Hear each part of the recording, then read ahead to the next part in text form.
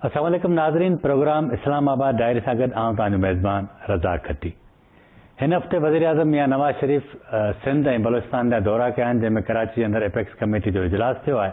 दहशतगर्दी जे हवाले सां हिन इजलास में इंतहाई हिकु वॾी अहम डेवलपमेंट इहा थी आहे त वज़ीर आज़म मियां नवाज़ शरीफ़ जे दौरे खां अॻु में आर्मी चीफ जनरल रायल शरीफ़ पहिरीं रेंजर्स हेडक्वार्टर पहुतो, जिते रेंजर्स जे DG मेजर जनरल बिलाल खां ब्रीफिंग वरिती वई ऐं उन में रेंजर्स पारां कराची ऑपरेशन जे हवाले सां हिकु तफ़सीली ब्रीफिंग ॾिनी वई ऐं उन खां पोइ ISPR पारां जारी कयल हिकु पधिराई में वाज़े तौरु चयो वियो त जेसिताईं कराची जी पुलिस खे बाख़्तियार ऐं गैर सियासी नथो बणायो वञे तेसिताईं कराची जो मसइलो हल न थींदो। असां पंहिंजे अॼोके प्रोग्राम में कराची ऑपरेशन जे हवाले सां ऐं बल्दिया टाउन में 2 सेप्टेम्बर 2012 में लॻल गारमेंट फैक्ट्री खे हिकु बाहि खां पोइ उन जी जॉइंट इंट्रोगेशन कमेटी जी रिपोर्ट ते अॼु डिस्कस कंदासीं। उन सां गॾोगॾु असां प्रोग्राम जे ॿिए वक़फ़े में इहा कोशिशि कंदासीं त अमेरिका जे सदर बराक ओबामा तरफ़ां दहशतगर्दी जे हवाले सां नए पॉलिसी बयान खे दुनिया कहिड़ी नज़रनि सां ॾिसे थी उन ते बि गौर कंदासीं ऐं प्रोग्राम जे आख़िरी हिसे में हिन खंड जे वॾे मां वॾे शाइर फैज़ अहमद फैज़ जी अॼोकी हालतुनि जे हवाले सां उन जी शाइरी जो छा किरदारु आहे उन ते गौर कंदासीं। असांखे पंहिंजे प्रोग्राम में सीनियर तर्जाकार सिकंदर ओलियो साहब जॉइन कयो आहे। महिरबानी सिकंदर साहब तव्हां जॉइन करण जी। इहो ॿुधायो त वज़ीर आज़म मियां नवाज़ शरीफ़ एपेक्स कमेटियुनि जी कराची में जेका सदारत कई आहे उन में 2-4 अहम ॻाल्हियूं इंतहाई साम्हूं आहिनि, जंहिंमें पहिरीं त आर्मी चीफ मुलाक़ात कई आहे DG रेंजर्स सां, जॾहिं त वज़ीर आज़म मियां नवाज़ शरीफ़ पहिरीं आसिफ अली ज़रदारी सां किलाई में मुलाक़ात कई ऐं उन खां पोइ जंहिं महिल गॾियल इजलास थियो आहे त उन में जेका ॻाल्हि थी उन में हिकु ॻाल्हि त वाज़े थी वई आहे त आर्मी जस्ट टेक ओवर करे वरिता आहिनि मामला। तव्हां कीअं था ॾिसो हिनखे? रज़ाक साहब, तव्हां मुंहिंजे ख़्याल जेको आख़िरी लफ़्ज़ चयो त आर्मी तक़रीबन मामला टेक ओवर करे वरिता आहिनि, त बज़ाहिर मुल्क में अहिड़ी सूरत हाल आहे ऐं हिन वक़्तु मुल्क में का मार्शल लॉ कोन्हे, पर हिनखे मिनी मार्शल लॉ बि चइजे या सिविलियन मार्शल लॉ चइजे या हिकु पेज वारी मार्शल लॉ चइजे, जेको अॼुकल्ह नओं टर्म आहे त हिकिड़े पेज ते अचनि था, हम आहंग आहिनि, हमराय आहिनि, यकराय आहिनि। पर हिकु लिहाज़ सुठी बि ॻाल्हि आहे कि मुल्क में जेके हालतूं थियूं आहिनि ऐं वॉर एंड टेरर जंहिं तरह सां मुल्क खे तबाह कयो आहे 9/11 खां पोइ असां वियासीं पराई जंग में, जेका हाणे असांखे ज़बरदस्ती सां चई पई त तव्हां पंहिंजी कयो ऐं पंहिंजी करणी पई आहे। ज़ाहिर हाणे जंग त हले पई त ज़ाहिर ओन करणी पई। उन में तव्हां ॾिसो त 50-55 माण्हू हुआ, लख खां मथे ज़ख़्मी थिया, कोई $100 बिलियन जो लॉस थियो ऐं हिन जंग आहे जो एंड कोन थी अचे। साउथ एशिया बाक़ी ॿियो ठीकु आहे, असांखे हुते साउथ एशिया मां कढी उन्हनि अफ़गानिस्तान सां एफपैक अमेरिका करे छॾियो, अमेरिका ख़ुदि अफ़गानिस्तान में विड्रॉ बि करे, हुननि जा मिडल ईस्ट मामला ख़राब थिया त ॾेई वठी सॼी जा सॼी भोगना, जीअं अॻु में अफ़गान जहाज में असां वियासीं, अफ़गान मुहाजिरीन खां वठी ॿिया जेके मामला आया स्ट्रेटेजिकली उहे पाकिस्तान भोॻिया, त हिन दफ़े त उहा भोगना अञा वधीक संगीन ऐं ख़तरनाक थी वई आहे ऐं मुल्क जे कुंड कुंड में पहुती आहे। त उते ज़ाहिर आर्मी खे टेकअप करण जी ज़रूरत हुई ऐं तव्हांखे यादि आहे त पोएं दफ़े तव्हां DG ISPR जो ज़िक्र कयो, जेको पोयूं DG ISPR हो मेजर जनरल अतर सुल्तान अज़हर अब्बास, सो उन त पाण इहो बि चयो जेको आर्मी चीफ पोयूं हो कि जनरल कैनी साहब उन वज़ीरिस्तान में ऑपरेशन सालनि ताईं रोके रखियो। ड्यू हुई हिकिड़ी ॻाल्हि जेका हिन अचे उहो बोल्ड स्टेप खयो, ऑपरेशन उते शुरू थियो, ऑपरेशन ज़रबे अज़ब ऐं जंहिंजो दायराकार मुल्क ते वधियो। इन विच में जेको पिशावर वारो सान्यो थियो उन हिकिड़ी जॻह चवनि था त सॼी नेशनली इंटरनेशनली हिकिड़ो माहौल बि ठाहियो, उन खां पोइ मामिलो खणी विया। अञा वाक़िया हादसा रुकिया कोन्हनि, पर पोइ ज़ाहिर हिकु नेशनल एक्शन प्लान जुड़ियो। नेशनल एक्शन प्लान जे तहत मुल्क जे अंदरि की तरमीम आई, मिलिट्री कोर्ट्स शुरू थियूं, फांसियूं शुरू थियूं ऐं हिकिड़े लिहाज़ सां आर्मी सॉफ्ट टेक ओवर चइजे, मिनी मार्शल लॉ चइजे, मां त हिनखे चवंदुसि सिविलियन हिकिड़ो कवर अप आहे मिलिट्री जो, पंहिंजे एक्शन जो करे वरितो अथऊं। हाणे जॾहिं अची विया त हिकिड़ी एपेक्स कमेटियूं जुड़ियूं आहिनि, उन में इहो वॾो झेड़ो थियो, तव्हां पाण पार्लियामेंट खे कवर कयो था त हिन में सिविलियन सुपरमेसी कीअं हूंदी। पोइ उन्हनि ॾेई वेठी चयो त आर्मी जूं मिलिट्री कोर्ट्स ज़रूरु हुजनि, पर केस हुकूमत मोकिलींदी ऐं हर सूबे जे अंदरि चारई जेके सूबाई हुकूमतूं पंहिंजी इंतज़ामिया सां हिकिड़ी एपेक्स हाई लेवल जी कमेटी हूंदी जेका हुनखे रिव्यू कंदी सॼनि मामलनि खे ऐं पोइ आर्मी खे रेफर कया वेंदा। त इहा हिकिड़ी इंटर कोऑर्डिनेशन आहे जंहिं तहत तव्हां ॾिठो त आर्मी चीफ बिल्कुलु पाशे वांगुरु प्राइम मिनिस्टर सां गॾु आहे, कोयटा में, कराची में, पेशावर में रहा ऐं गॾु मूव पिया कनि। ज़ाहिर इहो वक़्त जी ज़रूरत आहे। पर हाणे जेको असुलु सुवालु आहे त कराची मां 2-3 अहिड़ा सिग्नल्स आया आहिनि तमामु ख़तरनाक। हिकिड़ो इहा ॻाल्हि त वाज़ी थी वई आहे ऐं इंटरनल रिपोर्ट्स अची वियूं त उते कुझु सिंध जे अंदरि पुलिस खे डिपोलिटिसाइज़ या गैर सियासी बणाइण जी ॻाल्हि थी ऐं सिंध हुकूमत ऐं हुनजे कारकरदगी कुझु फाल बणाइण जी ॻाल्हि बि थी।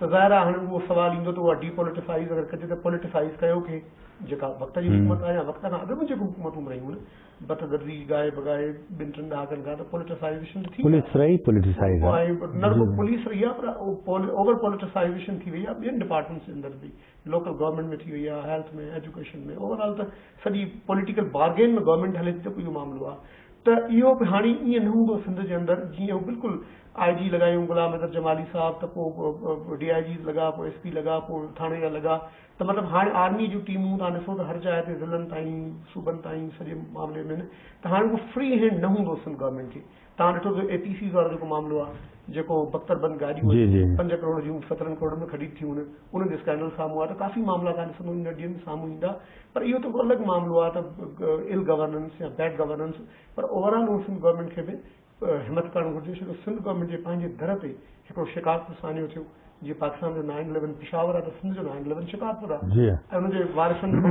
त कल्ह टियों चीफ मिनिस्टर सां धरणियूं खणी जेके विया वारिस उहो मामिलो हल त थियो आहे पर उहो अञा मुंझो त हुनखे न ईंदो ऐं ज़ाहिर उहे इमाम बारगाहूं त हयाताबाद खां इस्लामाबाद ताईं ऐं पिंडी खां लाहौर ताईं अंडर अटैक आहिनि सिविलियन फोर्सिस अटैक आहिनि मिलिट्री फोर्सिस अटैक आहिनि त हिक लिहाज़ खां हिकिड़ी बहितर कोऑर्डिनेशन नज़र अचे थी पर उहा बहितर एतिरी न आहे अंदरूनी कहाणियूं कुझु ॿियूं आहिनि जेका वॾे वॾी कहाणी इहा आहे त जंहिं तरह सां गवर्नमेंट हली पई या ख़ुदि फेडरल गवर्नमेंट हली थी ज़रा फेडरल गवर्नमेंट खे बि मिलिट्री सेटअप्स खे मिलिट्री अथॉरिटीज़ खे रिजर्वेशन्स हूंदियूं ऐं उहो तव्हांखे साम्हूं ईंदियूं तव्हां ॾिसो त कई वज़ीर ऐं कई वज़ारतूं कई ब्यूरोक्रेसी जा करेक्टर इस्लामाबाद में टीयर्स ऐं पुलर्स ऐं शेकर्स उहे बिल्कुलु साइलेंट आहिनि या उनखे गैरफ़ाइल कयो वियो आहे त बाबा हाणे तव्हां आराम कयो असांखे कमु करण ॾियो त इहो हिकिड़ो आहे 2 साल जो टर्म आहे काउंट डाउन ॿिया हुनजे अंदरि न इहा ॻाल्हि तव्हांजी ठीकु आहे पर असल में पाण जेको आहे सो सिंध हुकूमत ते अचूं उते असल में पहिरियों दफ़ो इहे जेका एपेक्स कमेटी हुई जंहिंमें कुझु शयूं इंतिहाई वाज़े थियूं आहिनि मगर इजलास में कोर कमांडर कराची हिकु मौक़े ते जॾहिं ज़रदारी साहिबु ॻाल्हाइण जी कोशिशि कई त इहे शयूं रिपोर्ट थियूं आहिनि त हुन चयो त न असां सही ट्रैक ते आहियूं त उन खां पोइ समूरियूं पॉलिटिकल दूरियूं माठ थी वियूं आहिनि हाणे तव्हां ॾिसो न हिन सॼी सूरत हाल में 2 वॾियूं स्टेक होल्डर आहिनि इहा पीपल्स पार्टी वारा ऐं ख़ुदि IG ऐं ॿिया माण्हू हुन ॻाल्हि जी तबदील था कनि पर ज़ाहिर इहे क्रेडिबल शयूं आयूं आहिनि ऐं जे न बि थियूं हुजनि त ज़ाहिर आर्मीअ खां आर्मीअ जो जेको इंटेलिजेंस नेटवर्क आहे या जेके पाकिस्तानी इदारा आहिनि उन्हनि खां कहिड़ी ॻाल्हि ॿुधी आहे त सिंध गवर्नमेंट छा कंदी हूंदी रुगो करप्शन न आहे पर जेके चङियूं शयूं उहे नज़र अची सघनि थियूं त उहो त थियो त हुननि जे मथां हिकिड़ो चेक अची वियो हू सम्झा आहिनि पिया सिंध जे अंदरि त क़िबला काइमली शाह खे त हू कंट्रोल करे रहिया आहिनि जीअं चाहिनि पिया थी हलाईंदा मोहतरमा तालपुर साहिबा या ज़रदारी साहिब जे तरह सां मामिलो हलायो पियो कंहिं महिल टपी ईनो त कंहिं महिल बिलावल ईनो कंहिं महिल अलफ़ इन त अलफ़ आउट बे आउट त जीम इन थियो पई त उहा सूरत हाल त उहा हू पंहिंजे लेखे इंटरनल करे सघनि था पर मुकमल फ्री हैंड न हूंदो आहे हुननि खे सिंध जे अंदरि DG रेंज सॼी कराची जे मामले खे ॾिसे पियो कोर कमांडर या मिलिट्री जो जेको सेटअप आहे उहो हुन लाइ काफ़ी मथे न हिन सॼी सूरत हाल खे थोरो पाण ई था कयूं त तव्हांखे यादि हूंदो त प्राइम मिनिस्टर कराची आयो उन खां 2 ॾींहं अॻु में लाहौर में एडिटरनि जी हिकु तक़रीब ख़िताब थियो जंहिंमें इहो सवाल थियो जंहिंमें त हुन चयो त आऊं इन खे JIT वारे इशू खे पर्सनली ॾिसंदुमि उन खां पोइ सूरत हाल असल में तब्दील थी आहे 2 साल अॻु में हे वाक़ियो थियो आहे ऐं इहो सॼो ईअं दॿियो रहियो 258 माण्हू ईअं बेमौत वीचारा मरी विया कुझु बि कोन थियो हिन क़िस्म जी मुजरमानी जेको आहे सो माना तव्हां चइजे त ख़ामोशी जेका आहे हिनखे तव्हां छा था सम्झो इहो हिकिड़ो मुजरमानी ख़ामोशी न मुजरमाणू क्राइम आहे हिन क्राइम जा कई पार्टनर्स आहिनि मसलन अगरि चवनि था हिन वक़्तु 21 तरमीम में मिलिट्री कोर्स लाइ तय इहो थियो आहे जेका मज़हबी दहशत आहे उन्हनि जा केस हलंदा त रुगो दहशत मज़हब जी त कोन्हे का हीअ जेको टेरर वेव हुई 250 माण्हुनि खे तव्हां जलाए छॾियो ज़िंदा ऐं बाक़ाइदा तव्हां हुनजे लाइ तेज़ाब खणी आया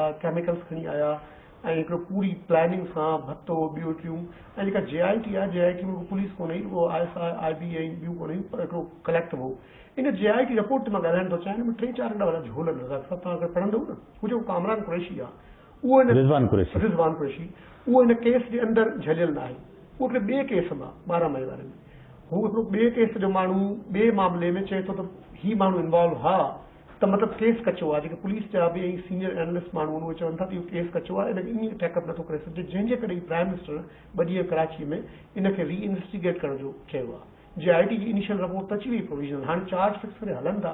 तव्हां ॾिठो त कल्ह ई बल्कि अॼु ई शायदि सिंध गवर्नमेंट कुझु MQM जा माण्हू ॿियनि जेके ECL ते पुट कया आहिनि, त इहो मामिलो त इंतिहाई संगीन आहे। इहा बि वॾी क़ौमी दहशतगर्दी आहे जेको केस मिलिट्री कोर्ट में ईअं वञणु घुरिजे।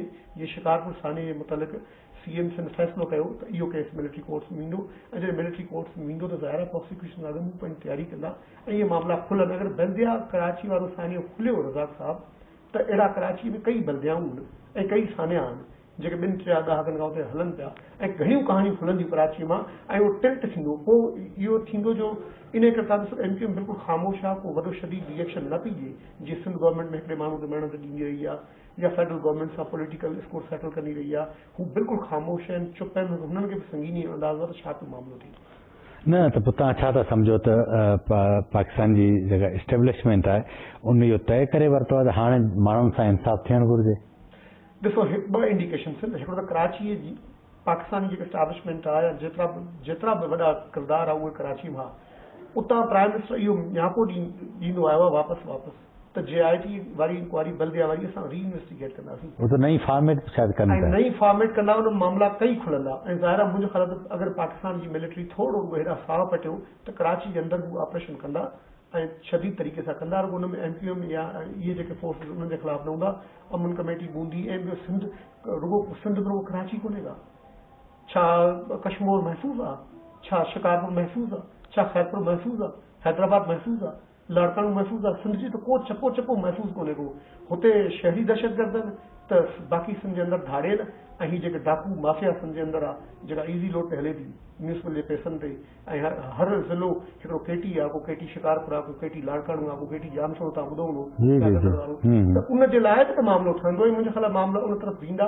पर ही हिकिड़े वक़्त में जेको मुंहिंजी पंहिंजी सोच आहे, मिलिट्री या स्ट्रेटेजिक इदारा सभु फ्रंट न खोलींदा, आहिस्ता आहिस्ता उन वर्किंग कंदा। न पीपल्स पार्टी खे इहो अंदाज़ो कोन्हे त हेॾी मतिलबु 5 साल अॻूणी हुकूमत जा 2 साल 7 साल बदतरीन गवर्नेंस, हुन खां बावजूदि हुननि खे हिन ॻाल्हि जी पक आहे त हाणे इलेक्शन में उहो वरी खटी ईंदा?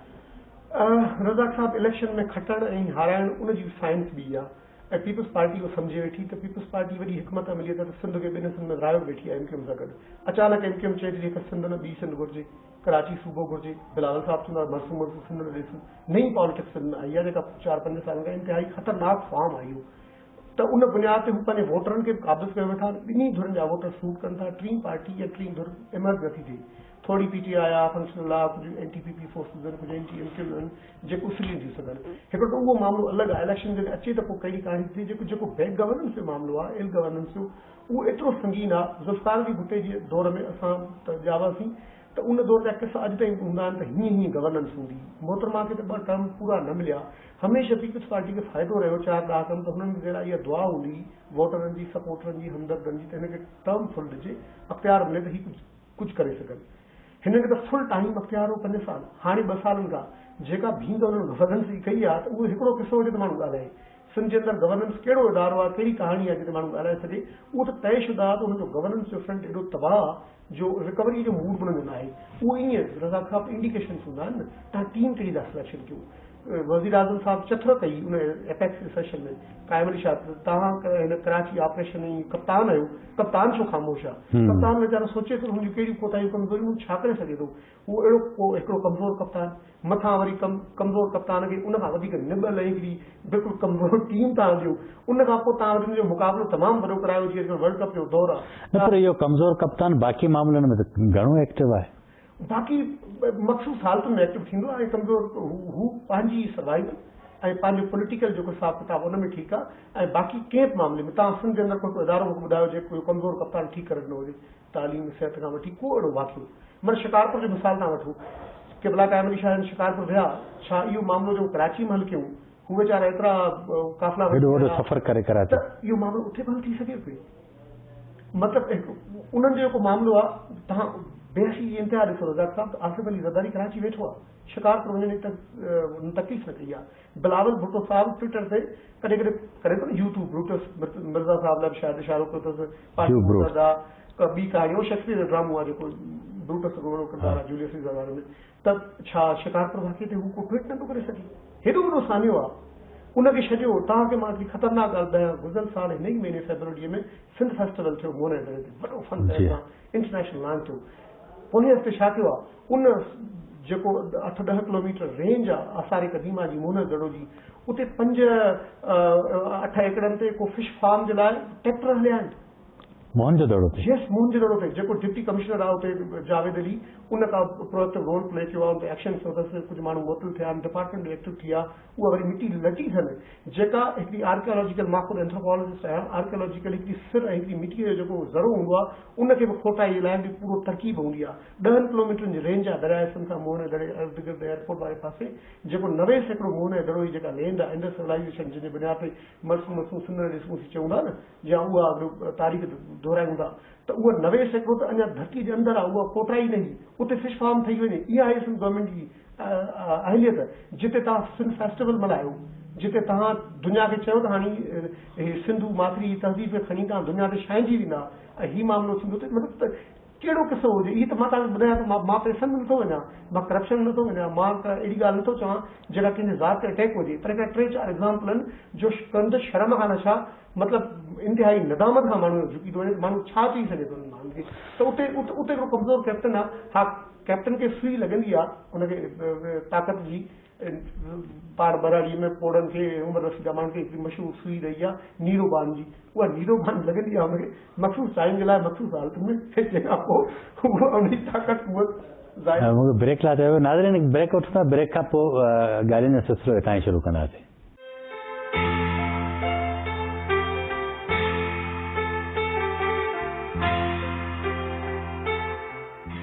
सखर शहर जे दिल में मेन मिनारा रोड ते डॉल्फिन टावर ऐं शॉपिंग सेंटर, 6 कमरनि जा कुशादा अपार्टमेंट, बिन कुशादा फ्लोर ते फैलियल international standard shopping centre Dolphin Tower ऐं शॉपिंग सेंटर।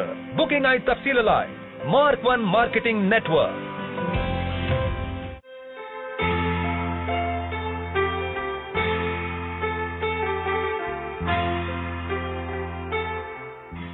वेलकम बैक नाज़रीन। सिकंदर साहब इहो ॿुधायो त मार्केट में ॻाल्हियूं घणियूं गरम आहिनि, त ज़रदारी साहब ऐं बिलावल जे विच में नाराज़गी आहे, जंहिंजे करे बिलावल लंडन वेही रहियो आहे। तव्हांखे यादि हूंदो त मखदूम अमीन फ़हीम जी बि इहा साॻी कंडीशन हुई, पर उनखे परचायो वियो, ऐं उनखां पोइ हाणे मखदूम अमीन फ़हीम जॾहिं ज़ुल्फ़िकार मिर्ज़ा वियो आहे लंडन, त मखदूम साहब लंडन वियल आहे, जिते इहे ख़बरूं रिपोर्ट थियूं त ॿिन्हिनि सिंध हुकूमत जी जेका सूरत हाल हुई उन डिस्कस कयो आहे।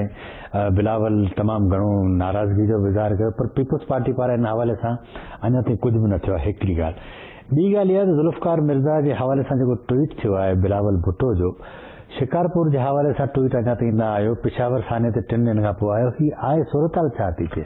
सभु पहिरियां त जेको तव्हांजो पॉइंट्स हुआ, जेको मिर्ज़ा साहब जे कॉन्टेक्स्ट में ट्वीट जी ॻाल्हि थिए थी, सॉरी मां ॿुधायां त तव्हांखे चाहियो त उन में हिकिड़ो शेक्सपियर जो ड्रामो आहे, जूलियस सीज़र ऐं हुन ब्रूटस वॾा करेक्टर आहे, मतिलबु यूट्यूब ब्रूटस हिकिड़ो अंग्रेजी में इस्लाह तौरु इस्तेमालु थींदो आहे त भई तूं बि माना मूंखे पुठ में खंजर हणण वारनि में शामिल आहे। पर हिकिड़ी इतफ़ाक़ जी ॻाल्हि आहे या हिकिड़ी एहतियात जी ॻाल्हि आहे, उन में मिर्ज़ा साहब जो नालो कोन्हे को। ॿियो जेको ट्वीट आहे उन खां अॻु में बिलावल साहब 2-4 मिंट अॻु कयो आहे, उन ट्वीट खां उन हू चए थो त पार्टी मुतहदा ऐं जेके इख़्तिलाफ़ रखनि था उन्हनि जी ख़्वाहिश पूरी न थींदी वग़ैरह वग़ैरह। मूंखे त किथे त नथो लॻे थो को मिर्ज़ा स्पेसिफिक इहो ट्वीट आहे। जे इहा ॻाल्हि आहे त पोइ त मखदूम बि नाराज़ आहे, पोइ त पीपल्स पार्टी में कई माण्हू नाराज़ आहिनि। जेको बिलावल चेयरमैन आहे उहो रुगो सिंध हुकूमत ते नाराज़ छो हुजे? हू त चेयरमैन आहे पाकिस्तान जो। बिलावल साहब जे लाइ वॾो फ़िक्र हुजणु घुरिजे त पूरे पाकिस्तान मां पीपल्स पार्टी तदावेड़ थी रही आहे। बलोचिस्तान में हिन दफ़े सेनेट अचे पई, पीपल्स पार्टी खे छा पियो मिले? पीपल्स पार्टी कुझु कोन्हे। केपी मां छा पियो मिले?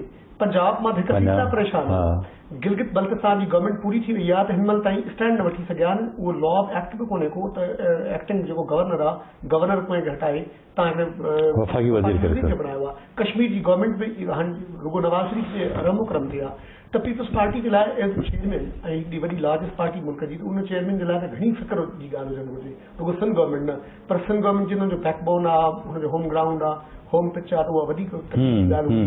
ऐं सिंध फेस्टिवल पोइ साल कयो त बिलावल साहब ईअं पियो लॻो त सिंध ऐं ॿियो कुझु न थिए त घटि में घटि सिंधू सभीता जा जेतिरा माग मकान शयूं आहिनि उहे त सभु रिवाइव थींदा, सिंधी सकाफ़त खे ॿियो मामिलो ईंदो। पर हाणे उहो त सिंध में त नओं कल्चर मुतारफ़ कराए छॾियूं।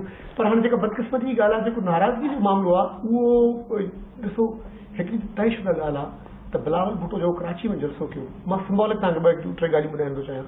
कराची जो जलसो पहिरियों दफ़ो Bilawal Bhutto as a chairman party कयो। उन लाइ फुल मोबिलाइज़ेशन हुनजी लॉन्चिंग थी थिए। मूंखे ज़ाती तौर ते ख़बर आहे त उनमें ज़रदारी साहब या उनजी जेका हमशीर आहे उन्हनि जी पहिरियां एॾी मर्ज़ी न हुई, पर बाद में जेतिरो फ़ैसिलो थी वियो त पोइ उन्हनि फुल सपोर्ट कई। उनमें हिकिड़ी ॿ ॻाल्हियूं थियूं रज़ाक साहब। हिकिड़ो त उनमें as a chairman peoples party Bilawal Bhutto उते आख़िर में ख़िताब कयो, आसिफ अली ज़रदारी हुन खां अॻु ॻाल्हायो जेको कॾहिं न थियो। ऐं उन ई ख़िताब में तव्हां ॾिठो त बिलावल भुट्टो जेका एरियल फातिह ख़वानी कई हेलीकॉप्टर ते वञी कारसा ते, उते हुन सां जहाज़ में हेलीकॉप्टर में गॾु हुनजी मासी सनम भुट्टो हुई, फरियाल ठाकुर साहिबा न हुई। उन खां पोइ जेका तकरीर थी उन खां पोइ बिलावल साहब 2-4 ॾींहं ते तस्लीम हो, पोइ जो वियो आहे त हितां मामिलो जेको ख़ामोश आहे। इख़्तिलाफ़ अचनि था। ज़रदारी साहब हिकु दफ़ो लंडन वियो, हिकु ॿ दफ़ो हुननि न्यूयॉर्क ते गॾु हिकिड़ो फोटो बि ट्विटर ते अख़बारनि में जारी कयो ऐं हिकिड़ी पूरी कोशिश आहे। ऐं कराची में तव्हांखे रिपोर्ट्स मिलियूं हूंदियूं त कराची में जेका बिलावल साहब ऑफिस यूज़ कंदा उहा बंदि करे छॾियो। शर्मिला साहिबा जो जेको आहे हस्बैंड शेख साहब, ऐं उहे माण्हू फारिग थिया आहिनि, काफ़ी टीम दुबई जी फारिग थी आहे, काफ़ी माण्हू उथल पुथल आहे। त something is very serious problem त आहे। ऐं पर हाणे हीअ आहे इंटरनल पीउ पुट जी जो मामिलो। पर रुगो बिलावल रुगो पुट हुजे हा ज़रदारी साहब जो, ज़रदारी साहब को पीउ हुजे हा त असां चऊं त पाण वञी ॼाण पीउ पुट जो मामिलो आहे। पर जीअं त हू पार्टी जो चेयरमैन आहे, हू को चेयरमैन आहे, ऐं को चेयरमैन जी वरी ॿी को चेयरमैन फरियाल ठाकुर साहिबा ज़ाहिर थी आहे, जेका नाले में को चेयरमैन कोन्हे पर running, she is running the province, she is running the party. ऐं वर्चुअल मामला उहा बि ॾिसी सेकंड इन कमांड आहे। मिर्ज़ा साहब ॿिया टिया इहे जेके फ्रस्ट्रेशन था उहो बि न करे आहे जो ज़रदारी साहब खां पोइ पंहिंजे पाण खे ख़ुदि साबिता ॿियो नंबर 3 नंबर सम्झंदा, जेका उहा जाइ हाणे वाला जी चुकी आहे। त उहो हिकिड़ो ख़तरनाक मक़ाम आहे। हाणे जेका बिलावल जी परवरिश आहे उहा तव्हां ॾिसो त मोहतरमा कई ऐं प्योर वेस्टर्न हुई। ऑक्सफोर्ड मां पढ़ियो त फरियाल ठाकुर साहिबा हुन लाइ शायदि एतिरो वॾो रोल मॉडल न हुजणु घुरिजे, पंहिंजो वालिद साहब बि न हुजणु घुरिजे। हूअं त थी सघे थो पर हिकिड़ी इंस्पायरेशन आहे न, हुन पंहिंजो रोल मॉडल भुट्टो कढियो ऐं पंहिंजी मदर कढी।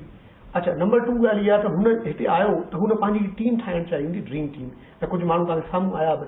पोइ ॾींहं तव्हांखे यादि त जहांगीर बदर साहब पीपल्स पार्टीअ में जे चेयरमैन जो एडवाइज़र थियो आहे, वट्टू वारो मामिलो हलियो त ज़रदारी साहब आयो, वट्टू साहब जे ऐं वट्टू साहब ऐं जहांगीर बदर जे लॉबीज़ जे विच में लाहौर में वॾो फसाद थियो बिलावल हाउस 2 में। उते ज़रदारी साहब ख़िताब कंदे ॿिन्ही धुरनि खे वाज़े कयो त जहांगीर बदर साहब वञी हाणे चेयरमैन जा मामला संभाले।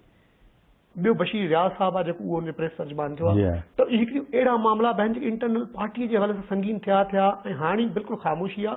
उन में हिकिड़ी ॻाल्हि मूंखे सम्झ में नथी अचे त बिलावल साहब अचानक कॾहिं कॾहिं जॾहिं दिलि पए थी को रीट्वीट करे थो, को ट्वीट करे थो, ज़रा ट्विटर जे ज़रिए ॻाल्हाए थो। अॼुकल्ह ट्विटर जो ज़मानो आहे, जॾहिं बाजवा ट्विटर जे ज़रिए थो ॻाल्हाए त बिलावल बि ॻाल्हाए थो, त मरियम शरीफ़ बि ॻाल्हाए थी, ऐं ज़ाहिर पोइ बाक़ी मीडिया हुनखे फॉलो थी करे। त हू पाण छो नथो ॻाल्हाए? उन मिर्ज़ा साहब हुनखे चेराइण जे लाइ ऐं हुनखे प्यार ॾियण लाइ 2 ॻाल्हियूं कयूं।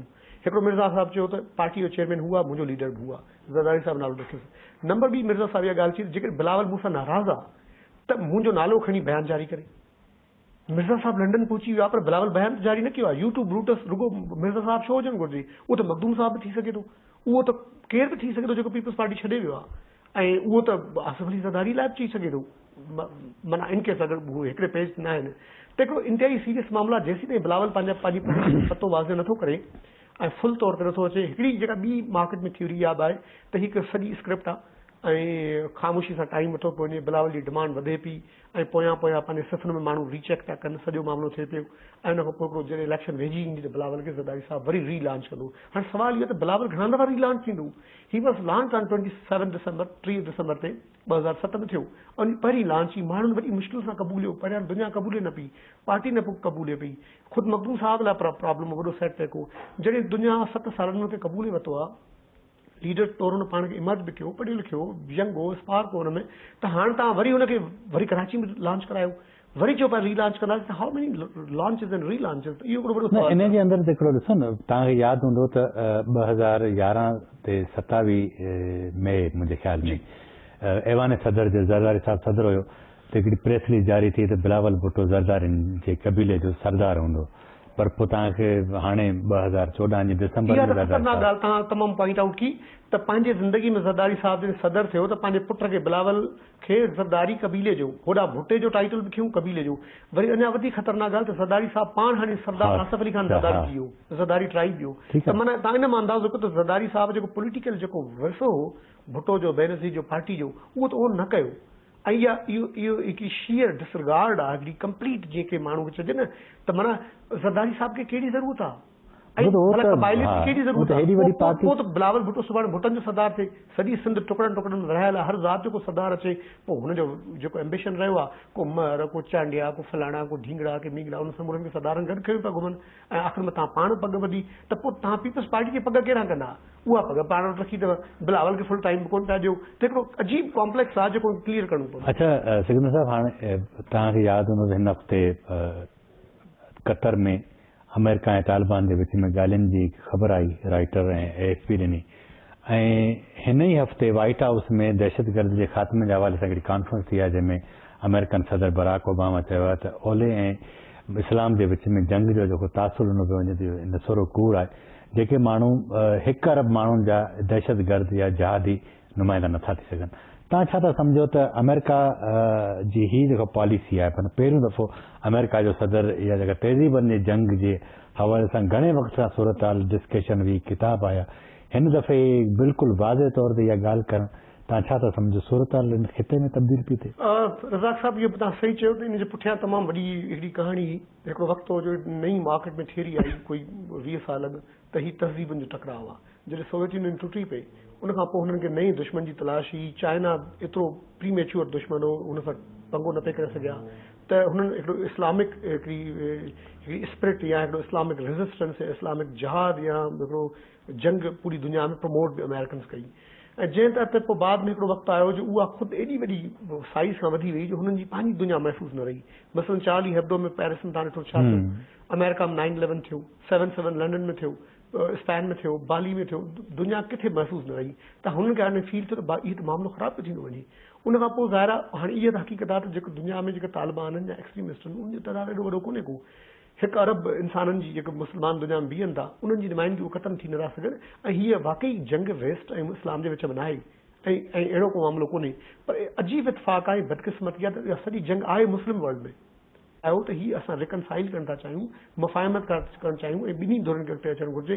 त ओबामा इहा ई ॻाल्हि कई आहे मोरालेस, ऐं इन खां सवाइ को हल कोन्हे को। पर हाणे ज़र इहो आहे नज़रियाती सियासत ऐं माना बयानबाज़ी वारी जेका रियल पॉलिटिक आहे, उहा अमेरिका हिन महिल ताईं अञा ताईं तव्हां ॾिसो त ख़ुदि जेको तालिबानाइज़ेशन जो अमल आहे, उनखे मुकमल सपोर्ट बंदि न कई आहे। माना जेकॾहिं ईअं हुजे हा त कतर में माण्हू उन सां कीअं था टॉक्स कनि।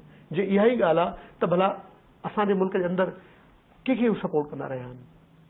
पोएं जहाद में बि, हाणे जहाद में बि, पाकिस्तान जूं हिन पोएं इलेक्शन में पीपल्स पार्टी सां, ANP सां, ख़ुदि MQM सां कंहिं ताईं, ऐं पाकिस्तान जे नेशनलिस्टनि सां, सभिनी सां कहिड़ो असरु थियो। माना मुल्क में इलेक्शन थी ई कोन। असफंजार वली चवंदो आहे त ही चीफ इलेक्शन कमिश्नर जेको उहो त हकीमुल्लाह महसूद हो, उहो त फ़खरुद्दीन जी इब्राहिम न हो। त माना लिबरल कुवतुनि जे लाइ रुगो पाकिस्तान में स्पेस घटि न थियो आहे, उहो इजिप्ट में बि थियो आहे, उहो दुनिया जे हर कुंड में थियो आहे। त अमेरिकन्स जे लाइ एज़ अ लीड फोर्स बि ज़िम्मेदारी आहे त हू उन्हनि फोर्सिस खे थोरी जॻह ॾियनि। त उन खां पोइ ज़ाहिर आहे वेस्टर्न जेको ही इस्लामिक थ्रेट आहे, जहाद वारो, ऐं जेको ही दहशत ऐं वहशत वारी जंग आहे, उन ते कंट्रोल करण जेको मैकेनिज़म थी सघे थो। न हिन खे त ॾिसो न, हिन पासे बकुल तव्हांजे जेकॾहिं फ़र्ज़ु कयो त तालिबान खे कतर सां ॻाल्हियूं करे, ठीकु आहे, पाण चऊं त कंहिं नतीजे ते पहुचनि, नओं सदर अशरफ गनी आहे इहे, पर होॾा दाइश जी शक्ल में हिकिड़ी ॿी कुवत उभरे पई। हा, इहा ख़तरनाक ॻाल्हि थी आहे। तव्हां ॾिसो त उसामा बिन लादेन जी अलक़ाइदा सॼी दुनिया में 10-12 साल हिकिड़ो वॾो हिकिड़ो भूत हलियो। उसामा खे मारियो, उन खां पोइ दुनिया ईअं खोखली थी वई। अबू मुसाब ज़रकावी हूंदो हो, उहो मारिजी वियो, उहो हो, प्लस इहे जेको हाणी आहे अबू बकर बगदादी, ऐं प्लस ॿिया माण्हू मिलाए जुलाए अचानक इस्लामिक स्टेट जेका आहे दौलत इस्लामिया हिकिड़ो नओं अलक़ाइदा खां वधीक ख़तरनाक जिन हाणे माण्हू चवंदा रज़ाक साहिब हुन ख़तरनाक ॻाल्हि ॿुधायो तव्हांखे। वेस्टर्न स्कूल ऑफ थॉट में चवंदा आहिनि बाबा इस्लामिक दुनिया में गुरबत आहे, बुखा ॾुख आहे, जिन करे माण्हू जहाद तरफ़ माइल था थियनि। तव्हांखे हैरानी थींदी त जेको इस्लामिक स्टेट में जेके माण्हू आया आहिनि ऑक्सफर्ड जा पढ़ियल, कैम्ब्रिज जा पढ़ियल माण्हू फैमिली सां पिया अचनि, हज़ारे माण्हू पिया अचनि, उनखे ज्वाइन पिया कनि सॼे मिडल ईस्ट जे अंदरि। सो ही नज़रिया, ही जंग जेका आहे उहो गुरबत बुख ॾुख जी न आहे, ही नज़रियात जी जंग आहे। जेसीं ताईं वेस्टर्न फोर्सिस बि ईस्टर्न मुल्कनि में या मुस्लिम वर्ल्ड में लिबरल मॉडर्न प्रोग्रेसिव फोर्सिस खे प्रमोट न कंदा, उन्हनि खे हथी न ॾींदा, ऐं हिन सॼे नैरेटिव खे, हिन सॼी सोच खे ऐं सम्झाइणी खे बदिलाइण जी कोशिशि न कंदा, त इहो मामिलो हल नथो थी सघे। महज़ जंग सां त कोन थींदो। हाणे उन जे लाइ मतिलबु ख़ातिर ख़्वाह तब्दीली इहा थी सघे थी जो हिकिड़ी उमेद जेका मां कंहिं ॿिए हंधि कॉलम में बि लिखी, उहा इहा आहे त पाकिस्तान जे अंदरि बि पाकिस्तानी मिलिट्री ऐं नवाज़ शरीफ़ सां हम आहंग आहे। ऐं होॾा अशरफ गनी साहिब जेको अफ़गानिस्तान जो सदर अची वियो आहे, ख़ुदि वॾो मुफ़क़रीन में तमामु आला माण्हू आहे ऐं पाकिस्तान सां उन हम आहंगी आहे। करज़ई वारो चैप्टर बंदि थियो।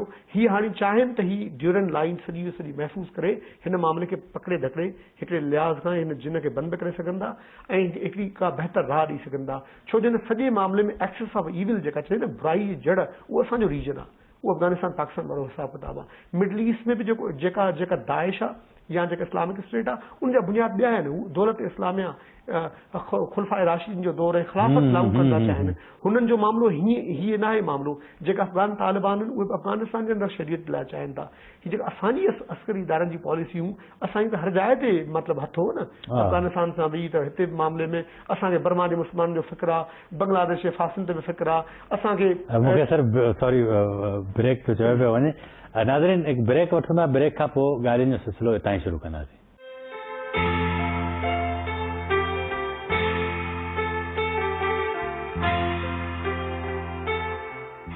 सक्कर शहर जे दिल में मेन मिनारा रोड ते डॉल्फिन टावर ऐं शॉपिंग सेंटर, 6 कमरनि जा कुशादा अपार्टमेंट्स, बिन कुशादा फ्लोर ते फैलियल international standard shopping centre Dolphin Tower ऐं शॉपिंग सेंटर। बुकिंग ऐं तफ़सील लाइ मार्क 1 मार्केटिंग नेटवर्क। हमारे गांव में पहले स्कूल नहीं था पर अब है। असांजे ॻोठ में पहिरियां स्कूल न हो, हाणे उहो स्कूल ठही वियो ऐं हाणे असां जाम ख़ुशि आहियूं त असीं पंहिंजी क़ौम जा शुक्रगुज़ार आहियूं जेके असांखे एतिरियूं सुठियूं स्कूलूं ठाहे ॾियूं। थर खे सिंध जे ॿियनि शहरनि वांगुरु तरक़ीअ जे सफ़र में शामिल करण लाइ सिंध जी अवामी हुकूमत थर जे इलाइक़े में तालीम जे वाधारे लाइ कोशिशुनि में रुधल आहे। छाछरे, डीपले, मिठी, इस्लाम कोट ऐं नंगर पार्कर जे इलाइक़े में छोकरनि ऐं छोकिरियुनि जा हज़ारे प्राइमरी, मिडिल, हाई ऐं हायर सेकेंडरी स्कूल ऐं उन्हनि में तालीम हासिल कंदड़ लखे शागिर्द ऐं शागिर्दियाणियूं थरपारकर में हिकु नए दौर जो आगाज़ आहिनि। थरपारकर में बुनियादी सहूलतुनि जी फराहमीअ में मसरूफ़ अमल। हुकूमत सिंध।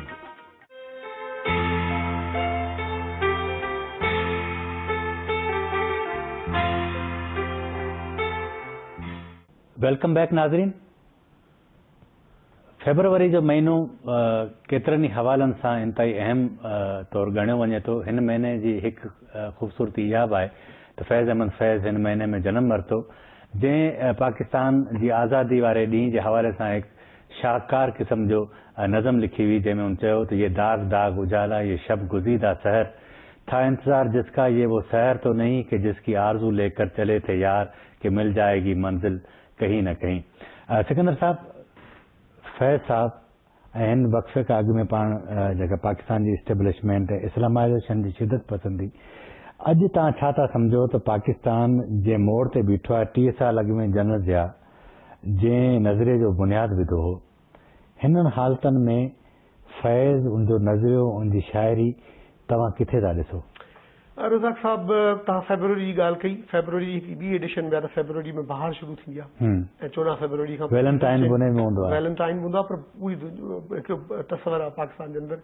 फैज़ जे अंदरि हिकिड़ी बहार बि हुई त हिकिड़े वक़्तु ख़ज़ां बि हुई। हुन वटि सरव बि हो त उन्हारो बि हो।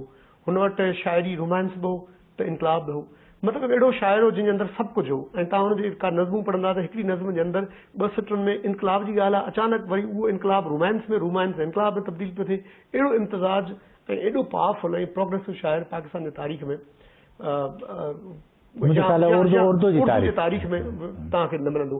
यस, हबीब जालिब जो पंहिंजो अवामी रंग, गालिब त हिननि जो ख़ुदि माना उहो त उहो वॾो आइकन हो, पर जेको फैज़ जो जेको आहे, तव्हां ख़ुदि फैज़ जी ज़िंदगी तव्हां ॾिसो, सॼी ज़िंदगी लेफ्ट जो माण्हू रहियो, जेलनि में बि रहियो ऐं पाकिस्तान में इनकलाब आणण जी कोशिशि कयूं। उहो केसिस बि रहिया जन लाकबर खां वठी हिननि ॿिन्ही ते, ऐं हिकिड़ी तमामु भरपूर हुन ज़िंदगी बि गुज़ारी ऐं सॼी बामाना ज़िंदगी गुज़ारी। लैनिन अवार्ड उन दौर में जेको जीअं पाकिस्तान में सितारे इम्तियाज़ आहे सोवियत यूनियन जे ॾींहंनि जो, उहो हुनखे मिलियो। पाकिस्तान में हिकिड़ी ॻाल्हि आहे, हर ॾींहुं तव्हां ॾिसंदा त फैज़, जालिब, उन्हनि जो जेको फ़िक्र आहे या उनजी शाइरी आहे, जेको हालतुनि ते ॻाल्हायो आहे उन्हनि, तव्हांखे लम्हे लम्हे चपे चपे तव्हांखे बार बार पिया यादि अचनि। हीअ सोशल मीडिया जो दौरु आहे, फेसबुक ऐं ट्विटर ते लखे माण्हू एक्सेस कनि था डेली जेका दुनिया आहे तव्हां ॾिसंदो अचानक तव्हांखे ट्वीट कंदे घुमंदे फिरंदे ॻाल्हाईंदे उन्हनि जूं के शाइरी उन जा इक़्तिबासात शयूं अचनि थियूं जेके ईअं थो लॻे ॼण हाणे फैज़मंद फैज़ लिखियूं इहे 20 साल अॻु न लिखियूं उन में ज़ाहिर जुनूनियत वारी बि ॻाल्हि हुई ऐं उनजे अंदरि जेको मार्शल लॉ जे ख़िलाफ़ ऐं जेको डिक्टेटरशिप जे ख़िलाफ़ या जबर ऐं ॾाढ जे ख़िलाफ़ जेको आवाज़ हो तव्हांखे उहो बि नज़र ईंदो त गॾोगॾु रोमांस हिकिड़ो अहिड़ो लाज़वाल ऐं आफ़ाक़ी टॉपिक आहे जेको हर दौर में हर जनरेशन सां हू चवंदा आहिनि त रक़्स ज़ंजीर पहन कर बि किया जा सकता है मां फैज़ जी शाइरी में अहिड़ा ओलड़ा आहिनि रज़ाक साहब जो मां कुझु शाइरी ते वॾी दस्तरस नथो रखां पर माना हुनजो हिकिड़ो फैन हुजण जे नाते जीअं तव्हां सां वक़्त में ज़िक्र थियो त मतिलबु अरविंद केजरीवाल जीअं दिल्ली स्वीप कयो त हुनजी अब राज करेगी ख़ल्क़े ख़ुदा अरविंद केजरीवाल जा तव्हां ॾिसंदो त कॾहिं रेडनि वारनि सां मिले पियो त सुबुह जो वॉक पियो करे बसनि में पियो घुमे हीअ पियो करे त मतिलबु हिकु अहिड़ी स्टेट जेका इहा साॻी नॉर्वे में वेंदा तव्हां डेनमार्क वेंदा फिनलैंड वेंदा स्कैंडिनेवियन कंट्रीज़ वेंदा वेस्टर्न वर्ल्ड में वेंदा सेंट्रल पेरिस में तव्हांखे प्राइम मिनिस्टर मिली वेंदो डाउनिंग स्ट्रीट में तव्हांखे गॉड ब्राउन किथे न किथे घुमंदे नज़र ईंदो त मतिलबु ईअं हुकुमरान ईअं हुजनि घुरिजनि जिन ते एक्सेस हुजे त फैज़ जी जेका वर्ल्ड हुई या ख़्वाहिशी ख़्वाब उहो अहिड़ो हो त मतिलबु हिकिड़ो बराबरी वारो निज़ाम ऐं हिकिड़ी अहिड़ी दुनियादारी जंहिंजे अंदरि माण्हू प्यार मोहबत खां सवाइ इनकलाब ऐं हिकिड़ी बराबरी मसावात अहिड़ी दुनिया जेका ॿी दुनिया आहे जंहिंजे लाइ सॼी ज़िंदगी हुन स्ट्रगल कई न इन में फैज़ जी शाइरी जो कमाल चइजे जो माण्हू 50 साल अॻु में जेको कुझु लिखियो अॼु उहो अॼोकी हालत में टेके थो या असांजे खिते जी पॉलिसियुनि जो कमाल आहे उहे उनखे उते बीहारे बीठियूं इन में अञा वधीक फैज़ जे शख़्सियत जो बि कमाल आहे छो त फैज़ जीअं त हिकिड़ो प्रैक्टिकल माण्हू हो शाइर तमामु घणा आहिनि इनकलाबी शाइर बि आहिनि सॼी ज़िंदगी में जदोजहद में गुज़ारी रज़ाक साहब इहो वॾो अमल हूंदो आहे त हिकिड़ो शाइर या कलमकार या लेखक या जेको माण्हू ॻाल्हाए थो अगरि पंहिंजे लफ़्ज़ सां गॾु नथो बीहे त उनजे मुतलिक़ तव्हां ॾिसो त वॾा वॾा माण्हू गुज़रिया आहिनि उनजी ॻाल्हि में वज़न न हूंदो आहे या तमामु वॾा वॾा माण्हू थी वेंदा आहिनि पॉस्चर उनजे पुठियां उनजो एॾो वज़न न हूंदो आहे जो उन ॻाल्हि खे जस्टिफाई करे सघनि सो फैज़ जी हिकिड़ी क्वालिटी आहे जेको उन ॻाल्हायो ऐं लिखियो ईअं ई हुन ज़िंदगी गुज़ारी हिकिड़ी माण्हुनि खे इहा बि इंस्पायर करे थी त हिकिड़ो अहिड़ो किरदारु जेको बिल्कुलु बामाना हो बाकिरदार हो ऐं एॾो बासलाहित बि एॾो क्रिएटिव जिनजी का इंतिहा कोन्हे का ऐं ॿियो जेको हालतूं आहिनि जीअं 52 में हिननि कोशिशि कई मिलिट्री कू आहिनि जनरल अकबर सां गॾु पाकिस्तान त बिल्कुलु न बदिलियो आहे 70 सालनि में असांजूं हालतूं अञा वधीक अबतर थियूं हा कुझु शयूं बदिलियूं आहिनि उहो त ग्लोबलाइज़ेशन जे अमल में टेक्नोलॉजी वधी आहे नेटवर्क्स वधिया आहिनि ज़िंदगी जी एक्सेस वधी आहे पैसे जी फरावानी थी आहे शयूं त बहितर थियूं न पर कुझु शयूं जेके आहिनि मसलन मुल्क में मसावात कोन्हे का बराबरी कोन्हे का अदल कोन्हे इंसाफ़ कोन्हे ऐं ज़्यादती आहे ॾाढा कूड़ आहे जबर आहे त कुझु अहिड़ा करैक्टरिस्टिक्स जेके शाइरीअ जा आफ़ाक़ी मौज़ू आहिनि प्यार आहे मोहबत आहे उनजे अंदरि दोखो आहे दगा आहे त उहे त बिल्कुलु उहे सादा ई आहिनि कुझु ह्यूमन आहिनि कुझु मुल्की आहिनि कुझु रियासती आहिनि कुझु हुकूमती आहिनि त उहे हालतूं बि उते आहिनि ऐं फैज़ जी ज़िंदगी में हालतुनि खां वधीक हुनजी शख़्सियत जो बामाना किरदार वारी ॻाल्हि जो तव्हांखे ओलड़ो ईंदो माना अगरि हू चए थो त अब राज करेगी ख़ल्क़े ख़ुदा त उहो बेनज़ीर साहिबा बि ट्रकुनि ते ईअं इस्तेमालु कयो जीअं कामरेड लेफ्ट वारा पिया कनि ऐं जीअं जमात इस्लामी जो सिराजुल हक़ थो करे मर हिकिड़ी अहिड़ी सिट जेका मोतियुनि खां वधीक हुजे मोतीअ जी इहा क्वालिटी आहे न सॼी जमात फैज़ जा मुखालिफ़ रहिया उहे अॼु फैज़ खे कनि था ऐं जालिब खे कनि था मोती हाणे मोतियुनि जी मां ज़िक्र कयो त मोती जी छा क्वालिटी आहे अगरि बादशाह पाए त उनखे बि ठहंदो ग़रीब खे बि ठहंदो ऐं मोती मोती हूंदो त हिन जा लफ़्ज़ उन मोती उन खां वधीक उन जेका सूंहं आई ऐं सूंहं खां वधीक जेका किरदार जी माना आई छो हुन ज़िंदगी उन तरह ई गुज़ारी त उहा हिकिड़ी बामाना बणाए थी सियासी तहरीकनि में शाइरी जो वॾो रोल रहियो आहे माण्हुनि खे इंस्पायर करण लाइ हिन सॼे मक़सदु हिन एज में त असां ॾिसूं था त दुनिया में सोशल मीडिया जो बूम अची वियो आहे टेलीविज़न ते ॾिसो तव्हांखे 100 चैनल तव्हांजे दस्तरस में आहिनि पर इन जे सॼे जे बावजूदि शाइरनि खे शाइरी खे हथी नथी ॾिनी वञे असांजी मीडिया नथी करे सबबु छा आहे हिकिड़ो त वक़्त जूं तक़ाज़ाऊं बदिलजी वियूं आहिनि मुंहिंजो ख़्याल शाइरनि खे हिकिड़ा हथी ते हिकिड़ी मिले थी ट्रांसफॉर्म थियो आहे हिकिड़ो दौर जो शाइरी ॿुधाई वेंदी मुशाइरनि ऐं पोइ हिकिड़ो दौर जो शाइरी किताबनि जे ज़रिए ईंदी रज़ाक साहिबु हाणे जेका शाइरी आहे उहो मुशाइरा त तव्हां टेलीविज़न जे हलिया विया सोशल मीडिया में हलिया विया ऐं किताबनि जे जाइ ते इलेक्ट्रॉनिक किताब पिया अचनि ज़िंदगी तब्दील पई थिए छो शाइरनि खे बि जदीद दौर जे हालतुनि मुताबिक़ हम आहंग थियणो पवंदो। हिकिड़ो दौरो मुशाइरनि जे अंदरि शमे महफ़िल रखी वेंदी, हाणे अॼु जे दौर में शमे महफ़िल किथां अचे? फैज़ जे दौर में असां त ॾिठियूं या जेके शाइर ॾिठासीं, अहमद फराज़ खे हॉलीडेन में ॾिठोसीं, शाम जो कॉफ़ी कॉर्नर में वेहंदो, सिगरेट पीअंदो, चांहि पीअंदो, पर शमे महफ़िल त असां कोन ॾिठीसीं। आॾो हुनजे अॻियां सिगरेटनि जी एस्टर ॾिठीसीं। त मतलब शाइरनि जे लाइ बि इम्पोर्टेंट आहे त वक़्त सां गॾु जेके शयूं बदिलियूं आहिनि, मसलन जेकी डिजिटलाइज़ वर्ल्ड थी आहे, त हू पंहिंजी शाइरीअ खे पंहिंजे पैगाम उन जे ज़रिए आणनि ऐं पोइट्रीअ खे उन तरह सां आम कनि। ऐं गॾोगॾु बाक़ी पज़ीराई आहे, शाइरी अहिड़ी हिकिड़ी आफ़ाकी ऐं लाफ़ाकी शइ, लाफ़ानी हिकिड़ी आहे जो होमर जॾहिं यूनान में लिखियो ऐं माना दुनिया जे अंदरि अलाए केॾियूं शाइरियूं आहिनि, कीट्स खां वठी शेक्सपियर खां वठी, माना हाणे तव्हां सवेर प्रोग्राम यूट्यूब ब्रूटस जो ज़िक्र कयो, हाणे उहो शेक्सपियर जो ड्रामो आहे जूलियस सीज़र, जंहिंजो किरदार में ब्रूटस खे चए थो तूं बि मूंसां हाणे खंजर हणंदे, उहो बिलावल ट्रीट पियो करे। ये शाइरी आहे न, त हिकिड़ी आफ़ाकीयत अब राज करेगी ख़ल्क़ ख़ुदा, बेनज़ीर जे ट्रक ते बि हले पियो त सिराजुल हक़ बि करे पियो ऐं कामरेड बि ॻाए पियो त गॾोगॾु हिकिड़ो रेढ़े वारो बि करे पियो। ऐं फैज़ जे बारे में त कई अहिड़ियूं ॻाल्हियूं आहिनि त चले वियाओ कि अब गुलशन का कारोबार चले, इहो अमन फराज़ हिकिड़ी तकरीब में ॿुधायो असांखे, चए पिए त लाहौर में हिकिड़ो गुलशन वेल्डिंग वर्क्स खुलियो, उन पंहिंजे मथां लिखियो चले वियाओ कि गुलशन का कारोबार चले। सो आफ़ाकी पैगाम जे अंदरि तव्हां जहिड़ी एंगल खणो उहा थी सघे थी। ऐं मुंहिंजो ख़्यालु फैज़ अञा वधीक यादि अचे थो, फैज़ न ग़ालिब अचे थो, ग़ालिब जी पंहिंजी आहे ऐं उनखां अलावा मिंटू जेके बि राइटर्स इंटलेक्चुअल्स जेके पाकिस्तान में हिकिड़ो ॿियो इशू आहे, पाकिस्तान में हिकिड़ो इशू आहे त तव्हांजी सियासत मज़हब जो इस्तेमालु कयो आहे, ठीकु आहे, जंहिंजे नतीजे में अॼु पाकिस्तान में जेका शिदत पसंदी में इज़ाफ़ो थियो आहे, फ़िरके वारे ताक़त हासिल कई आहे, जेसि ताईं तव्हां छा था सम्झो त इन खे कीअं उन खां दार करे सघिजे थो? हालांकि कुझु मज़हबी धुरियूं चवनि थियूं त जो हो दीन सियासत से जुदा तो रह जाती है चंगेज़ी। तव्हां हाणे बिल्कुलु क्रक्स ते अची वियो। असुल सॼी जंग आई नज़गार जी, जंहिं ॾींहं खां पाकिस्तानी रियासत पंहिंजे सियासत में मज़हब खे खणी आई त ज़ाहिर उतां उन में शिदत बि आई ऐं इंतिहा बि आई, इंतिहा पसंदी एक्सट्रीमिज़म उहा ई ॻाल्हि आहे। उन्हनि खे अलॻि करणो पवंदो। इहो हिकिड़ो वेस्ट में वॾो बहस आहे त रियासत जे कारोबार में separation of religion from the state affairs. रियासत खे मज़हब खां अलॻि करे ॾिसो, मज़हब खे डिसऑनर न कयो, चार्ली हेब्डो वांगुरु कार्टून न छपियो, उनखे ऑनर ज़रूर कयो, पर रियासती अमल में जीअं त रियासती अमल दुनियादारी जो मामिलो आहे ऐं मज़हब जीअं त अलामी आफ़ाकी ऐं डिविनिटी जी ॻाल्हि आहे, उनखे तव्हां अलॻि करे रखो। उनजी हर मज़हब जो एतिराम थियणु घुरिजे, हर कबीले ऐं हर तबिके जो थियणु घुरिजे, हर फ़िरके जो थियणु घुरिजे, पर उनखे रियासत जे मामलनि में कानूनदारीअ में न आणियो। पाकिस्तान में जीअं करारदाद मक़ासिद खां मामिलो शुरू थियो, उन खां पोइ तव्हां ॾिसो त 73 जे आइन में भुट्टो साहब बाक़ी रहियल सल कमु पूरो करे छॾियो, हीउ जेको इस्लामाइज़ेशन जा प्रोविजन्स आहे, ऐं उनखां पोइ अञा ज़ियाउल हक़ 8वीं तरमीम जे ज़रिए मामला आंदा।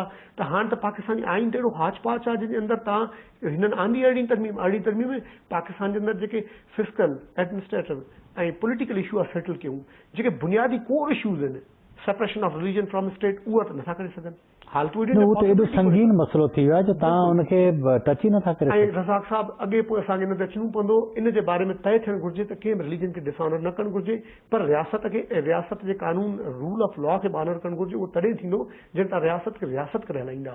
अगरि तव्हां हुनखे अञा बि ख़ुलफ़ाए राशिदीन जे दौर सां ॾिसो था, जीअं अलक़ाइदा चवंदी या दौलत इस्लामिया चवे पई या कई माण्हुनि जी ख़्वाहिश आहे ख़िलाफ़त मां मलूकत मां ख़िलाफ़त, उहो आणियूं त चाहियो राज, त पोइ ॿियो मामिलो आहे। पाकिस्तान जे सॼे आइन में कानून में उनखां पोइ जेका जदोजहद रही आहे, जेका हाणे हूअं बि मुस्लिम वर्ल्ड जे अंदरि ॿियनि मुल्कनि जे अंदरि आहे, उन में किथे बि इनखे मिक्सअप न आहे करणो। जिन जिन रियासतुनि कयो आहे उहो भोगनि पिया। मिडल ईस्ट में रिलीजन खे मिलायो वियो आहे, उहो भोगनि पिया। वेस्टर्न वर्ल्ड 250-300 साल भोगे चुकी आहे क्रिश्चियनिटीअ सां, कैथोलिक ऐं हीअ जेको प्रोटेस्टेंट वारी जंगी, उहो भोगे चुका आहिनि। हर रिलीजन, हर दुनिया जी तहज़ीब रिलीजन खे अॻे भोगी चुकी आहे पंहिंजे हिसाब किताब में। असांखे पाकिस्तान जे अंदरि बि इहो तय करणो पवंदो त रिलीजन जे बारे में जेतिरो जे विच में डिस्टेंस कजे ऐं ऑनरेबल डिस्टेंस कजे ऐं डिग्निफाइड एग्ज़िट ॾिजे हुन मां, त पोइ ई बहाल थी सघे थो। ऐं हीअ जंग खटिबी त ॾे, अदरवाइज़ माण्हू फांसियूं ॾींदा, एक्शन थींदा, दहशतगर्द ॿधंदा, जेको ब्रेन स्टॉर्म आहे, जेको ज़हन आहे, जेका उनजी नज़रियात आहे, फ़िक्र आहे, उनखे तव्हां जेसि ताईं न बदिलींदा न, त मक़सदु इहो त इहे जेको हाणे बिल्कुलु आख़िरी पाण प्रोग्राम जो नशे में मूंखे इहो ॿुधायो त हे जेको ऑपरेशन ज़रब अज़ब हले थो या जेके ॿिया ऑपरेशन हलनि था दहशतगर्द जे हवाले सां, बुनियादी मसइलो सॼो नज़रियातनि जो आहे। बिल्कुलु नज़रियात जो आहे। ऑपरेशन रज़ाक साहब, ऑपरेशन आरज़ी इलाज हूंदा आहिनि। फांसियूं जीअं फांसियूं छा दुनिया में अचनि थियूं, एमनेस्टी इंटरनेशनल ऐं इंसानी ग्रुप चवंदा आहिनि न ॾियो, उन रीज़न्स आहे। हू चवंदा आहिनि त फांसियूं न ॾियो, फांसी छो ईंदी आहे? त माण्हू जुर्म कंदो आहे, इक़रार थियो, पोइ हुनखे फांसी अचिबी त क्राइम घटिजे। रुगो क्राइम हिन सां न घटि, पोइ तव्हां क्राइम जी पहाड़ पटियो, असुल जड़ ते वञो, क्राइम थिए ई न, इहो माण्हू वटि अचे ई न। उन पासे त हींअर असांखे किथे को नेशनल एक्शन प्लान में उहो तमामु वॾो प्लान आहे, ग्रैंड प्लान आहे, जंहिंजे तरफ़ रियासत खे रियल मसला हल करण तरफ़ अचणो पवंदो। जेका नंबर ॿी ॻाल्हि, तव्हां ऑपरेशन जी ॻाल्हि कई, ऑपरेशन हिकिड़ो सर्जिकल जी ऑपरेशन बॉडी जी कबी आहे, सर्जिकल टुको लॻाए तव्हां का शइ कट करे ठीकु कंदा आहियो।